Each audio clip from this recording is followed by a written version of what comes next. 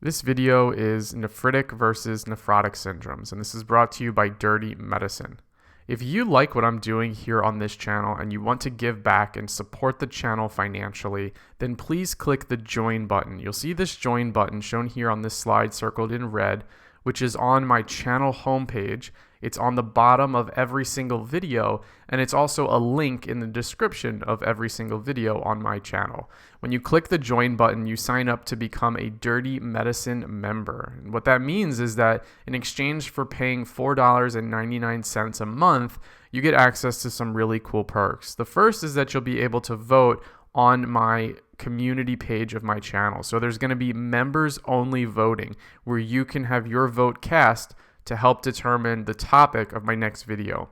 In addition, anytime you comment anywhere on my channel, you'll get the little Dirty Medicine logo next to your name. So everybody who sees your comment will know publicly that you're a Dirty Medicine member, which means you're somebody that wants to give back and support my mission to provide free quality medical education. So if you like Dirty Medicine, you like what I'm doing here on my channel, you're looking for a way to give back and support this free resource, please consider clicking that join button. Now, in today's video, we're going to be talking about nephritic versus nephrotic syndromes. And I want to start by kind of creating this conceptualization of these diseases so that you can keep them straight in your head. Because for whatever reason, medical students get super overwhelmed when it comes to all the nephritic and all the nephrotic syndromes. I think that's probably because they share a lot of overlapping features. There's a lot of associations, there's a lot of buzzwords, you have to know what the images look like. There's just, generally speaking, a ton of information that's fair game and high yield for USMLE and COMLEX. So I want to start by creating this concept of what we're talking about and how we differentiate nephritic versus nephrotic syndrome. Now, to be clear, nephritic and nephrotic syndrome can both be considered glomerular disease.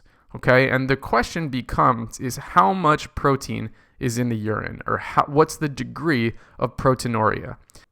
So if there's more than 3.5 grams of protein per day in the urine, that's nephrotic syndrome. So we're talking about the left side of this flow chart.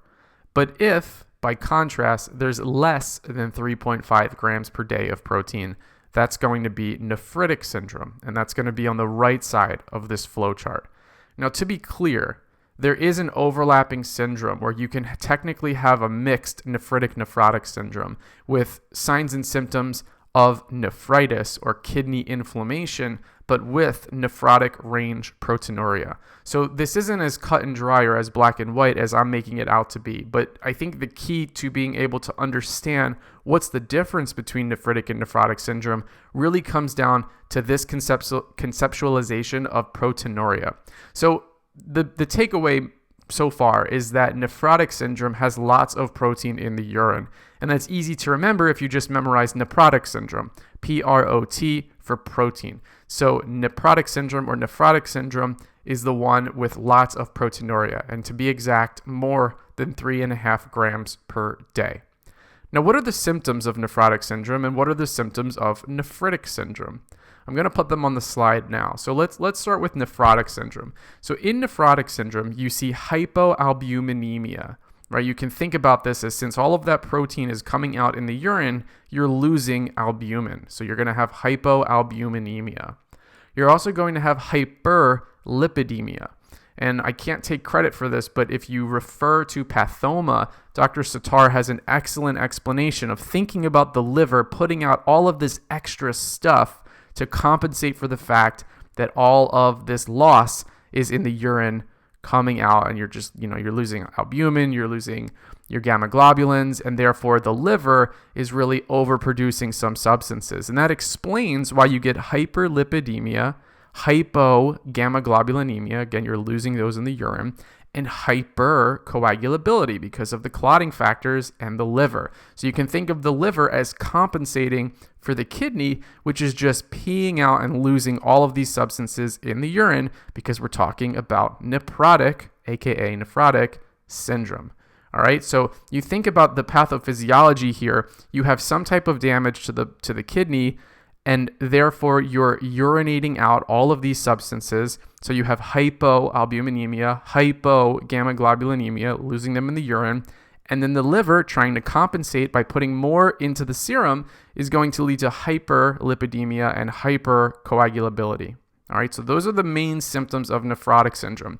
And they're very important to understand because on a test question on USMLE or COMLEX, sometimes they'll just give you the little chart with the lab values, and you have to see that, oh, there's decreased albumin. Oh, there's decreased gamma globulins. Oh, there's hypercoagulability. So you have to be able to recognize that, work backwards, and infer that you're dealing with a nephrotic syndrome.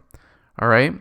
Now let's talk about nephritic syndrome now. So technically, anytime you see itic or itis, it means inflammation. So nephritic or nephritis would be inflammation of the kidney. Now, due to this inflammation, the kidney is unable to perform some of its key functions, namely regulating blood pressure. So you see the symptom of hypertension, regulating the proper excretion of fluid or the proper filtration of fluid. So you see edema. You'll get hematuria because you have damage and inflammation of the kidney itself. You'll see these things called acanthocytes, and I've put an image of acanthocytes on this slide. You might see the picture, just the picture of the cell itself, and have to associate these cells with nephritic syndromes. Or you could just get the description in the test question, which would say thorn-like cytoplasmic projections. In either event, your brain should be firing and saying, oh, this might be an acanthocyte, and therefore I should be thinking about the nephritic syndromes. You'll also see oliguria, which means decreased urinary output, and azotemia, which means increased BUN and increased creatinine. These are all signs and symptoms of inflammation of the kidney, which is nephritis. Remember that itis means inflammation. So now that we've talked about the differences in the symptoms between the nephrotic, increased protein being lost in the urine, and the nephritic, itis meaning inflammation of the kidney, let's talk about the different diseases that you need to know for USMLE and COMLEX. Now again, I want to preface all of this by saying there is certainly a gray area here where you get overlapping nephritic, nephrotic mixed syndromes. But for the purposes of memorizing and understanding these diseases, it's really important that you separate them. So for the nephrotic syndromes, we have 5 diseases that you need to know. 1. Focal segmental glomerulosclerosis. 2. Minimal change disease. 3. Membranous nephropathy. 4. Diabetic glomerulonephropathy. And 5. Amyloidosis. For nephritic syndrome, we also have 5 that you need to know. 1. Poststreptococcal glomerulonephritis. 2. Rapidly progressive glomerulonephritis. 3. IgA nephropathy. 4. Alport syndrome. And 5. Membranoproliferative glomerulonephritis. Now, if you think about the names of these 5 diseases, you'll notice that 3 of them end with nephritis, which should help your brain and cue your brain to memorize and understand that those diseases are obviously nephritic syndromes because they end in nephritis. Now, I want to just take a moment and explain something that should be somewhat obvious, but will really help solidify the basis of this information. And the question is, why do you get proteinuria in the nephrotic syndromes and also in the mixed overlap nephritic nephrotic syndromes? If you think back to your physiology when you learned about the kidney in medical school, recall that you have this basement membrane, which is shown here on my slide in light blue. Below the basement membrane, you have the endothelium. There's a lot of different specialized endothelial cells, but just generally speaking, we refer to this as the endothelium. And then on the top, in this green color, you've got the podocytes, the foot processes, the podocytes or the foot podocytes. You'll see all of those terms used interchangeably. But it's the collective image that you see here, the combination of the basement membrane plus its supportive endothelium plus its specialized foot podocytes that together help the kidney filter or hyperfilter the blood into the filtrate. And recall that you're passing the fluid from the blood through to the filtrate. So if any one of these 3 items, the endothelium, the basement membrane, or the podocytes get damaged, you're not going to be able to appropriately filter in the kidney. And it's because of this in nephrotic syndrome that you get proteinuria. So as you'll see as we move through the different nephrotic syndromes, you're going to have things like effacement of foot podocytes or damage or swelling of the basement membrane, or disruption of the endothelium. The point I'm making here is that it doesn't matter what the pathophysiology is, but if you affect any one of these three substances, you can't appropriately hyperfilter in the kidney, and therefore it should make sense to you that protein and other substances will be spilling out into the urine because you're disrupting this system. So if you think back to all of the stuff that you've learned in medical school, maybe you've been going through Pathoma or other resources, you kind of know your buzzwords. You know there's disruption of basement membrane. You know there's effacement of foot processes. And I hope it's starting to click in your brain that when you have those buzzwords, that's the reason you get proteinuria. It's not like the kidney is just, creating proteinuria for no good reason. Think fundamentally about the pathophysiology, and this should make a lot more sense to you. So now let's get started by going through these diseases one at a time. We're going to go through the nephrotic syndromes first, since I just explained the basis of the proteinuria. So let's start with focal segmental glomerulosclerosis. Now, the way that this will work is I really want you guys to just have the high yield takeaways here. And in all of these diseases, the main high yield information that shows up time and time again on USMLE and COMLEX is what are the associations, what do the images look like, and what are the buzzwords that describe those images. So that's how we're going to approach this. So for focal segmental glomerulosclerosis, this is the most common nephrotic syndrome in African American and Hispanic populations.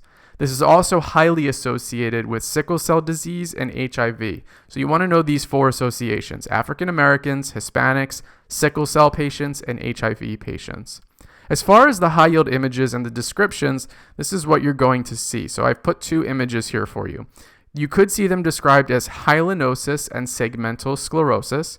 You're definitely going to see effacement of foot podocytes, which again, going back to our discussion from just a few moments ago, should really explain why you're spilling protein, because the foot podocytes are damaged.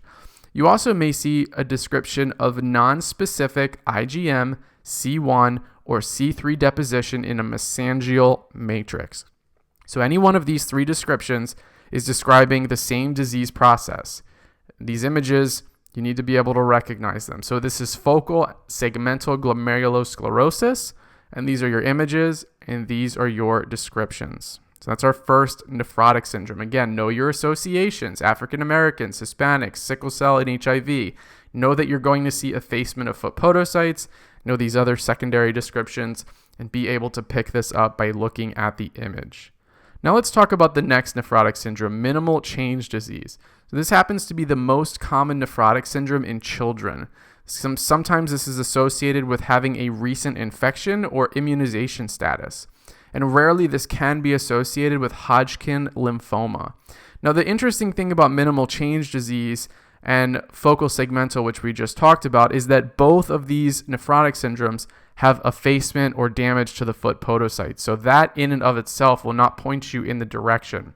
And sometimes on tests, especially on USMLE or COMLEX, if we're talking about step and level 2, where you're expected to know more epidemiology, you should probably make the guess as to which disease it is, depending on if it's a child, think minimal change disease, or if it's an adult, think FSG. But here are the images for minimal change disease. You might see descriptions such as negative immunofluorescence, because you're not really going to see anything on immunofluorescence. The effacement of the foot podocytes, but also the fusion of them. So keep that buzzword in mind as well. And the glomeruli here are going to appear normal. So the normal appearing glomeruli and the negative immunofluorescence is what really is going to separate minimal change from FSG, in addition to the fact that if it's a child patient, it's pretty likely to be minimal change disease. Now, how do you remember this? Well, my mnemonic is that children are of minimal age and tend to have small feet. Children tells us that we're talking about the nephrotic syndrome most common in children. Minimal from minimal change disease, and having small feet reminds me of the effacement or the fusion of the foot process or the foot podocyte. So you want to just memorize this sentence. Children are of minimal age and tend to have small feet. That'll tell you we're talking about minimal change, highly, highly common in children, and tend to have small feet reminds you of effacement and fusion of the foot podocytes. So that's minimal change disease. Let's move on to our next nephrotic syndrome, membranous nephropathy. So there are actually two different types of membranous nephropathy. You can have primary membranous nephropathy or secondary membranous nephropathy. Now, primary is due to antibodies against phospholipase A1. So if you're taking USMLE or COMLEX, you might see anti-PLA2R. That is membranous nephropathy, and that's the primary cause of it. But this can also be secondary to either infection, disease, or medication. So you want to know the association with hepatitis C and hepatitis B, autoimmune diseases such as lupus, and medications which could include NSAIDs, penicillamine, or gold. Now, without a doubt, the highest yield part of membranous nephropathy are knowing these images and knowing these descriptions. So membranous nephropathy has a classic buzzword, which is spike and dome appearance. The full sentence would be something like spike and dome appearance with subepithelial deposits. And you can see evidence of that on these three images, especially on the little one shown in gray. You're going to see a thickened basement membrane and thickened capillaries. And you want to be able to pick these images up. And if you take a close look at these images and compare them to the images from the first two nephrotic syndromes that we talked about, you can obviously see a pretty major difference. So for membranous nephropathy, know the spike and dome appearance with subepithelial deposits. Usually, but not always, the image that's depicting that spike and dome appearance will be the one that you see in gray. So you want to keep that in mind. So how do you memorize this, right? Membranous nephropathy. So what I say as my one sentence mnemonic here is that I'm a proud member of the Spike and Dome Club. AMA and the P in proud remind me of I for infection, M for medication, A for autoimmune disease, and P for phospholipase A1. So I'm a proud, or I'm a P from proud, are the four letters that help me memorize the associations. So membranous nephropathy associated with IMAP, infection, medication, autoimmunity, and phospholipase A1. Member just reminds me that this mnemonic goes with membranous nephropathy, and I'm a proud member of the Spike and Dome Club is my way of memorizing that the very, very high yield buzzword and the thing that gets shown with those images are the spike and dome appearance. Okay, so that is the easy one sentence mnemonic to memorize membranous nephropathy. Now let's talk about diabetic glomerulonephropathy. So this one happens to be the most common cause of end-stage renal disease in high-income countries and in the United States. Usually, if the test writers on USMLE or COMLEX want you to go after or want to go after diabetic glomerulonephropathy, they'll give you a patient with some evidence of other diabetic complications. So you might see patients with retinopathy, neuropathy, or gastropathy. Not always, but sometimes it's there just to really help sell you on the fact that it's diabetic glomerulonephropathy. What's actually really high yield about diabetic glomerulonephropathy, there's two things. One, the pathophysiology is high yield, and two, the classic image or buzzword is high yield. So let's talk about the pathophysiology first. So what causes diabetic glomerulonephropathy is you get non-enzymatic glycosylation of the vascular basement membrane, okay? And when that happens, when those sugars get glycosylated or covalently linked to other substances, it leads to hyaline arteriosclerosis within the kidney, which then, once you have that hyaline arteriosclerosis, causes hyperfiltration more at the efferent than afferent arterial, and then you get the subsequent microalbuminuria, so protein loss through the urine.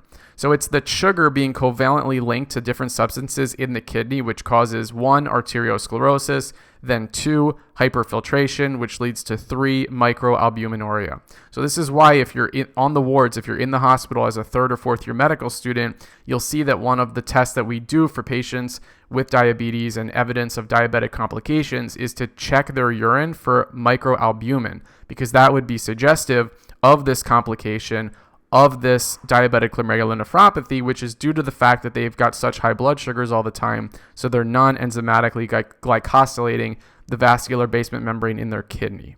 So as far as nephrotic syndromes go, you need to understand that pathophys, but what you probably should take away, if you're only going to learn one thing, is this Kimmel-Steele-Wilson nodule. So the image that you see here, especially on the left, is incredibly high yield. These are Kimmel-Steele-Wilson nodules, and they're classically associated with diabetic glomerulonephropathy. Just for completeness sake, you might see mesangial sclerosis, or if the test writers are really feeling like bastards on that one day that they write the question, instead of writing Kimmel-Still-Wilson nodule, they might describe it. So the description of it is a sclerotic eosinophilic nodule with a central acellular region. So if you see that, you see Kimmel-Still-Wilson, or you see the image, especially the one shown on the left, they're talking about diabetic glomerulonephropathy. Now, how do you memorize this? Well, I had a really, really stupid mnemonic, a visual mnemonic actually, when I was in medical school. And to memorize Kimmel-Still-Wilson nodule, I literally put this picture in my notebook. I had Jimmy Kimmel and Owen Wilson and a blood sugar meter. So I would just memorize Kimmel plus Wilson for Kimmel-Still-Wilson. And the blood sugar monitor reminded me that these two guys next to this blood sugar monitor, Kimmel-Still-Wilson nodules, are associated with diabetes. So this is my visual mnemonic. Hopefully it's helpful to you as well. The last nephrotic syndrome that we'll talk about before we switch gears and then go on to nephritic is amyloidosis. So systemic amyloidosis, obviously, as you hopefully know at this point, it affects a lot of different organs in the body, but it most commonly affects the kidney. It can be associated with tuberculosis, multiple myeloma, rheumatoid arthritis, and more. What's really, really high yield to know about amyloidosis are the two different amyloidosis-associated proteins and which diseases they're associated with. So there's an AA protein and an AL protein. And my mnemonic is that AA protein is associated with inflammation. So you see the A's in inflammation, the AA in AA protein, whereas the AL protein is associated with multiple myeloma. So AL protein with the AL in multiple myeloma.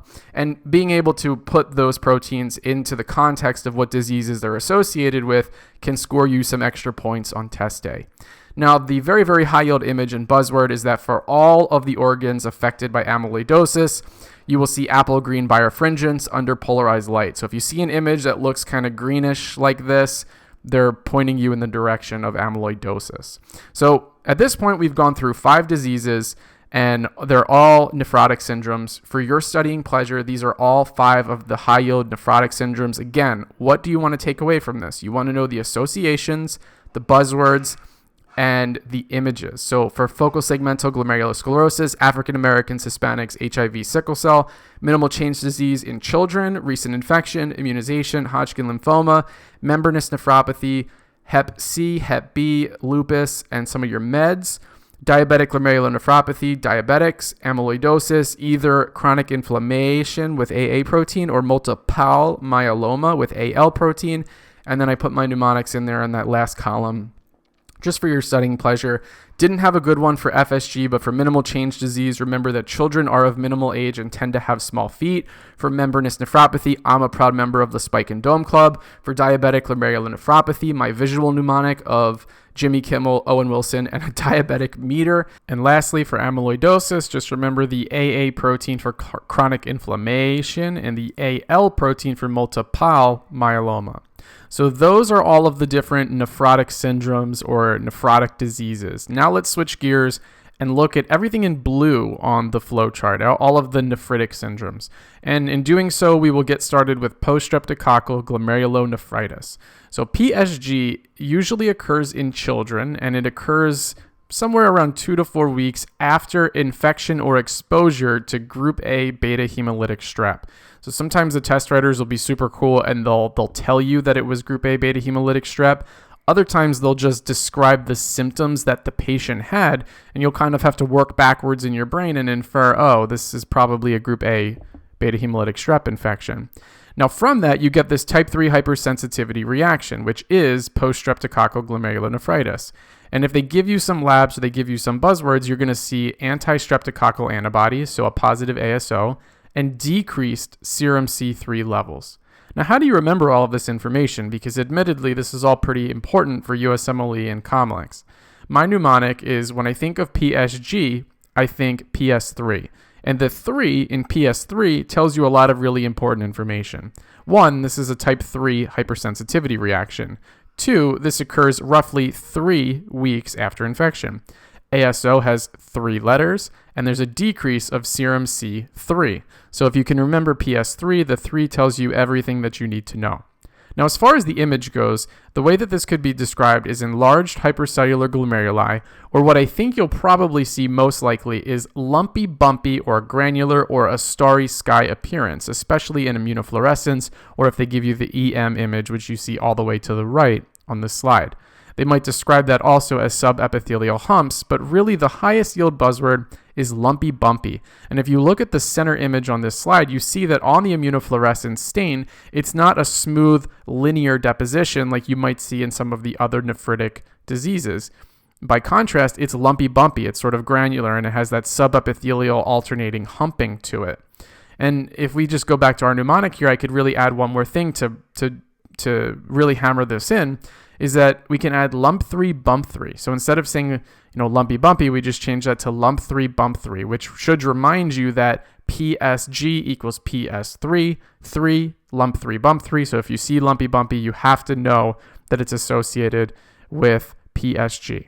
Okay, so that's our first nephritic disease. Now let's go to rapidly progressive glomerulonephritis. Rapidly progressive glomerulonephritis, as the name would suggest, just refers to rapid progression of kidney disease. So there's some type of nephritis, some type of inflammatory kidney disease, and it rapidly progresses. So it takes days to weeks before the patient can really reach kidney failure.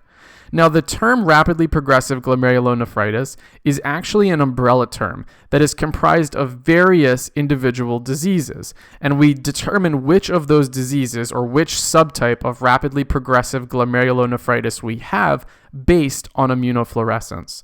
So the 4 different diseases that fall within this umbrella of rapidly progressive glomerulonephritis include Goodpasture syndrome, granulomatosis with polyangiitis, or formerly known as Wegener's, microscopic polyangiitis, and diffuse proliferative glomerulonephritis. Now, the way that you could tie these together is option 1 is you pick the individual subtype disease, so for example, Goodpasture or microscopic polyangiitis, based on buzzwords that you already know and already studied. So you probably know a little bit about granulomatosis with polyangiitis, and therefore if you got a question on it, you could probably identify that that's the disease in question based on some of the buzzwords which your brain already associates with granulomatosis with polyangiitis. But what you need to train your brain to do here is not only understand, they mentioned the positive ANCA, so I know that it's granulomatosis with polyangiitis, but take that one step further and know that granulomatosis with polyangiitis is a type of rapidly progressive glomerulonephritis. Okay, so the fact that those diseases fall within rapidly progressive glomerulonephritis is very important.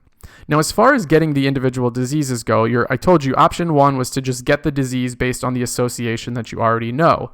Option 2 is to use the immunofluorescence pattern to figure out which disease they're talking about. So Goodpasture syndrome is going to have linear immunofluorescence staining.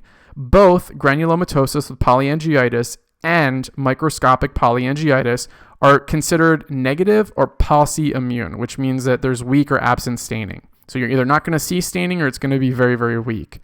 And then diffuse proliferative glomerulonephritis is granular. So options, there's 3: linear, granular, or negative/pauci. Pauci is just a prefix which means weak or absent or few. Okay?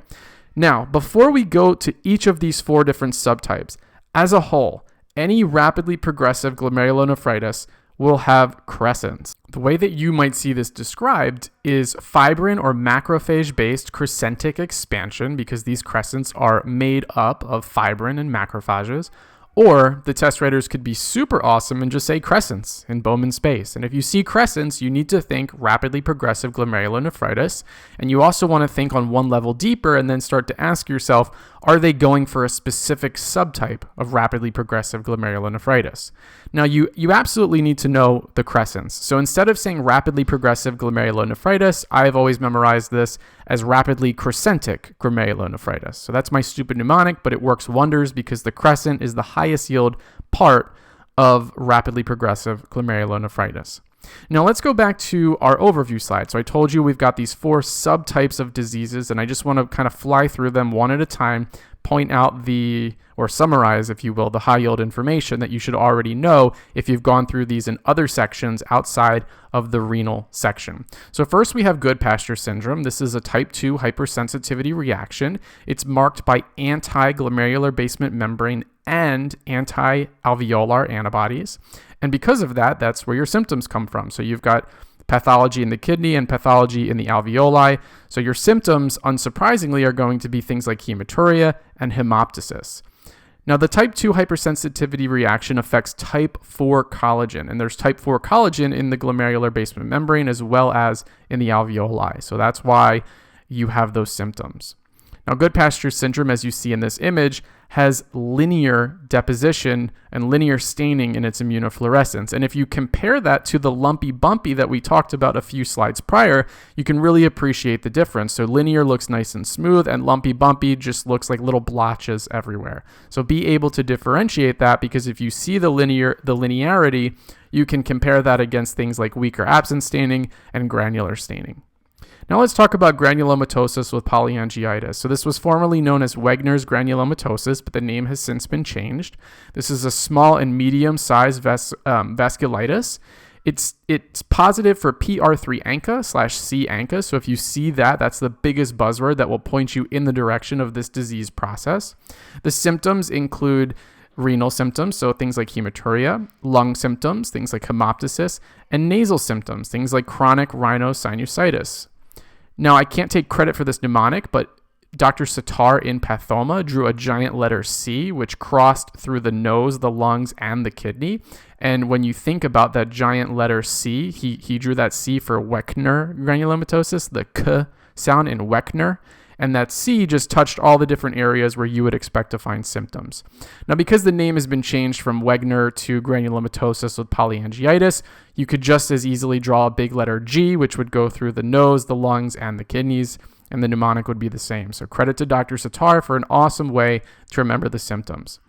Now, I put on this slide a big gray box with PALC equals few. And that's just to remind you that there's not really going to be an immunofluorescence staining because it's weak or absent staining. So I would be surprised if the test writer gives you an image, because the image will be pretty weak. There's not going to be a lot of staining there, so it's going to be a dark image. So just know that, again, granulomatosis with polyangiitis and the disease that we'll talk about on the next slide have weak or absent staining, and therefore if you're answering a question about rapidly progressive glomerulonephritis, but you don't have any staining, or they tell you explicitly that there's weak or absent staining, think about this. Microscopic polyangiitis is a small vessel necrotizing vasculitis. It has very similar symptoms to Wegener's, but there's no nasopharyngeal involvement and no granuloma formation. It's positive for P ANCA/MPO ANCA, so that's the biggest buzzword for this one. That would point you in the direction of microscopic. And just like granulomatosis with polyangiitis, there's pauci-immune staining, so weak or absent staining. You're not going to likely see an image. Now let's wrap up by talking about diffuse proliferative glomerulonephritis. So this is the last type of rapidly progressive glomerulonephritis. This one is associated with lupus, and it features thickening of the glomerular capillaries, which is described as wire loop lesions. So if you see wire loops or wire looping or wire loop lesions, the answer is diffuse proliferative glomerulonephritis. This features granular immunofluorescence, which again sort of looks like the lumpy bumpy, which you see on the left side of this image. But you see those wire loop lesions on the right. So you need to memorize wire loop. It's the most important part of diffuse proliferative glomerulonephritis. And the way that I remember this is, instead of saying diffuse proliferative glomerulonephritis, I say difflupus. And difflupus tells me two things. One, this is associated with lupus, and loop because of wire loop lesions. So difflupus proliferative glomerulonephritis is a subtype of rapidly progressive glomerulonephritis. So if we put all of our mnemonics together here, we would say that difflupus is a subtype of rapidly crescentic glomerulonephritis. So on a test, if you see the wire loops or you see the crescents, your brain should be spinning using my mnemonics and saying, I know that I'm dealing with diffuse proliferative glomerulonephritis, and I know that that's a subtype of rapidly crescentic glomerulonephritis. So you see the loops, you see the crescents, you know where you are mentally. So those are the four different subtypes of rapidly progressive glomerulonephritis. Medical students really get confused because a lot of people don't quite understand that those 4 can all have crescents and that those 4 are all rapidly progressive. So keep it straight in your head, use the mnemonics, use the buzzwords, and you'll be just fine.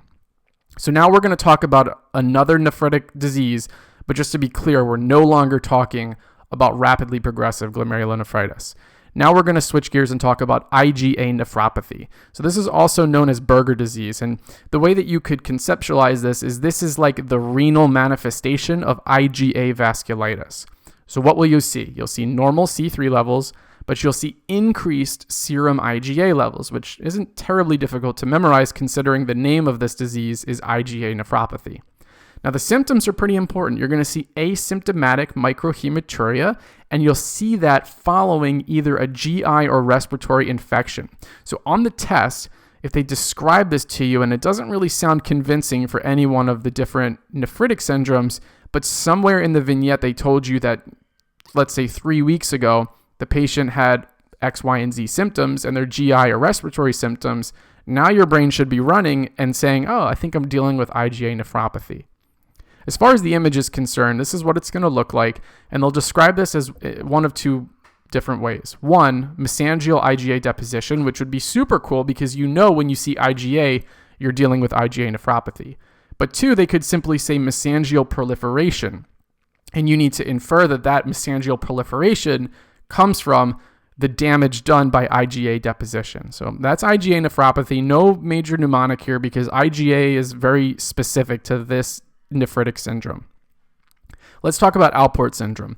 So Alport syndrome features glomerular splitting and glomerular thinning, and that's both due to a defect in type 4 collagen. Now, this will lead to some symptoms. You'll have some sensory neural deafness. You'll obviously have glomerulonephritis because we're talking about nephritic syndromes, and you'll have lens dislocation / retinopathy. So we've got hearing problems, kidney problems, and eye problems. So my mnemonic here is can't see, can't pee, can't hear thee. So can't see, can't pee, can't hear thee. That's the mnemonic for Alport syndrome. Now, as far as the image goes, what you want to be able to recognize is what's known as basket weaving. And this is alternating thinning and thickening of the glomerular basement membrane due to that defect in the collagen. So if you see the buzzword basket weaving, you have to think Alport syndrome. It's a very, very, very high yield buzzword, kind of like wire loops, kind of like crescents. This is the one that goes with Alport syndrome. Our last nephritic syndrome today is membranoproliferative glomerulonephritis, also known as MPG. MPG is associated with Hep C and Hep B. This is the most likely nephritic syndrome that will coexist with a nephrotic syndrome. And this can be really confusing for medical students because if they give you buzzwords and features of MPG, but they give you a lab printout and show you excessive proteinuria, it's pretty confusing to conceptualize in your brain because your brain's like, well, there's protein in the urine, so it's nephrotic, but I think it's MPG, so it should be nephritic. And this is one of those diseases, if you kind of think back to the beginning of this talk today, I told you there's overlapping nephritic nephrotic syndromes. This is the one that's most likely to do that. So there are 2 types of MPG, type 1 and type 2. Type 1 MPG is immunoglobulin mediated, and that's just super easy to remember because type 1, and the 1 looks like the I in immunoglobulin. Type 2 MPG is complement mediated. So both of these types, just to be clear, are associated with Hep C and Hep B. But type 1 specifically is associated with lupus, and type 2 specifically is actually associated with IgG antibodies. Specifically, these IgG antibodies stabilize C3 convertase, and that process as a whole, type 2 MPG, is known as dense deposit disease. But again, both type 1 and type 2 are associated with Hep C and Hep B. Both type 1 and type 2 have decreased C3 complement levels, and they're both associated with intravenous drug abuse. So you want to know those associations, especially intravenous drug abuse, because if they either tell you that the patient has a history of IV drug abuse or they give you features suggestive of a history of IV drug abuse, your brain's got to start running and thinking, I'm probably dealing with MPG. Now, the way that this will look is you're going to see tram tracking. Tram track is the very, very high yield buzzword associated with MPG. So they might say something like a tram track appearance of the glomerular basement membrane. They could say thickening and splitting of the glomerular basement membrane, or they could describe it as mesangial ingrowth with a glomerular double contour. And if you look at this image, the glomerular basement membrane kind of takes on that double contour, those two parallel lines, and that's described as a tram track. So my mnemonic to remember all of this very important information is I get 2 mpg on the tram track. All right, so we're talking about mpg to remind us of membranoproliferative glomerulonephritis. And mpg, at least in the States, we know that as miles per gallon. So it's kind of describing how much fuel economy you get when you're driving. So I get 2 mpg on the tram track. Tram track, obviously, because we're talking about the tram track buzzword, but track also could remind you of track marks on somebody's arm who might be engaging in intravenous drug abuse. And then 2, for I get 2 mpg on the tram track, should remind you that there's 2 types of membranoproliferative glomerulonephritis. So this is a really helpful mnemonic. It got me a lot of points back in the day when I used to be a medical student. I get 2 mpg on the tram track. All right, so I've flown through the nephritic syndromes, but if you conceptualize them the way that I'm presenting them to you, I don't think they're that challenging. You've got 5, post-strep glomerulonephritis, rapidly progressive glomerulonephritis, and remember that RPG has those 4 different subtypes, and I've put them in that association box: IgA nephropathy, Alport syndrome, and membranoproliferative glomerulonephritis. So know the associations, and then know my stupid mnemonic. Because, and guys, look, I know at the end of the day, it's stupid. A lot of these mnemonics are super easy. They're like one short sentence, but if you're going to get free points on USMLE or COMLEX, I really don't see why you would take the time to memorize nitty-gritty details with no easy to remember mnemonic. So it's all on this slide for your studying pleasure. But this is the end of the video. So we started with nephrotic, went through all of those, and then transitioned to nephritic, went through all of those. Feel free to come back to the video and look at the summarization tables for both nephrotic and nephritic. But this is all you need to know. If you're able to recall the mnemonics and the information that I gave you in this video, you're probably good for like maybe 85%, if not 90% of all the information that they could ask you on test day. So I hope that this video was useful to you. I know that this is one of the worst topics that you have to know for boards, but good luck with it. Drop a comment in the comment section and let me know what you guys think.